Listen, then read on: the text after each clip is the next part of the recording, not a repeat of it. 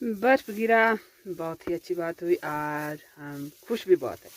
पर बर्फ से जो ठंड होती है उसकी से हम परेशान होते हैं। गाय के खुर में तो हम परेशान बहुत होते हैं, क्योंकि सर्दियों में जो है ना गाय का खुर जो है बिल्कुल पैक होना चाहिए ताकि यहाँ हवा ना लगे, जिससे ठंड ना लगे। और ठंड लगने से जो है गाय का कमरा खुर, कमरा बोलो चाहे खुर, बात तो एक ही है ना, वो ठंडा ना हो। और इसलिए जो है हम जो है गांव में ऐसे गोबर जो आजकल बहुत सूखा होता है और उसको जो है हम इस तरह दीवार में थापते हैं। थापते हैं का मतलब गोबर जो है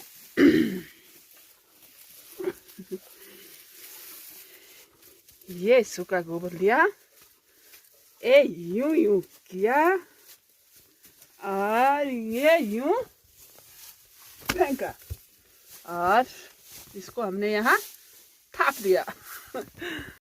फिर जो है ये इस तरह सूखे हो जाएंगे और सूखे हो जाए तो इन्हें हम कहते हैं फिर गोश्ते। और ये गोश्ते जो है हमारे काम आते हैं आजकल सर्दियों में आग जलाने की। और इसकी आग जो है बहुत ही खारी होती है और जल्दी ख़त्म नहीं होती। अगर शाम को जला के इसको राख से दबा के रखे तो ये आग सुबह वैसे की वैसे ही मिलेगी, कोयला बन के। और इन गोश्तों का हम आजकल सर्दियों में ज़्यादातर इस्तेमाल करते हैं, क्योंकि आजकल सूखे होते हैं और लाने में अच्छे होते हैं। और इस तरह से जो है हमारे गांव के जो हमने पालतू पशु रखे हुए होते हैं, भेड़ बकरी गाय, उनको ठंड ना लगे इसका हमें बहुत ख्याल रखना पड़ता है। क्योंकि हम तो खुद आग के पास बैठे होते हैं, क्योंकि हमने लकड़ियाँ बहुत जो है इकट्ठा की होती है। पर हमारे जानवर जो है बाहर होते हैं एक ही कमरे, एक ही खूड़ में, कमरा खूड़ एक ही में, और ठंडी लगे तो हमें बहुत परेशानी रहती है। कभी कभी जो है ना रात को नींद भी नहीं आती, तब जो है रात को फिर से देखने आते हैं कहीं कुछ गड़बड़ तो नहीं हुई, ठीक तो है ना, गाय ठीक है, खाना ठीक है।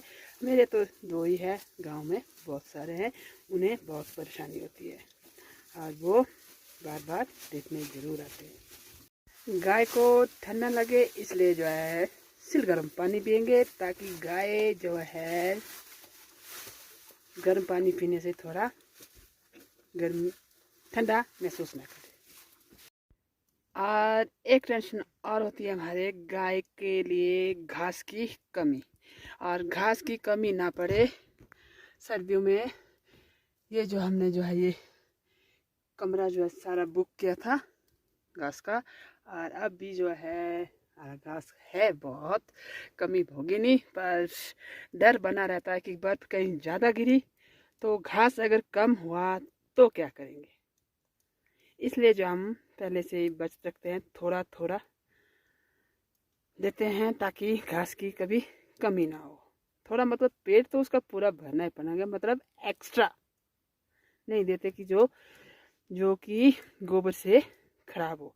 इसलिए जो है थोड़ा थोड़ा देते हैं ताकि जितना खाएगी उतना ही हिसाब का रखते हैं। सुबह 2 पूड़े, दोपहर को 2 पूड़े और शाम को 3 पूड़े, और उससे जो है गाय का पेट हमारा भरी हो जाता है। सब हिसाब रखते हैं। और कान्हा के लिए एक एक घास एंड तक चले। वैसे तो 5 महीने होते थे, पर इस बार शायद 3 ही महीने होंगे। यस, कि माघ फागुन चैत्र 3 महीने होंगे, और 3 महीने तक घास हमारा पूरा होना चाहिए। टेंशन तो है कम हो जाएगा शायद, पर कोशिश रहेगी कि हम इसे पूरा ही करेंगे। यस।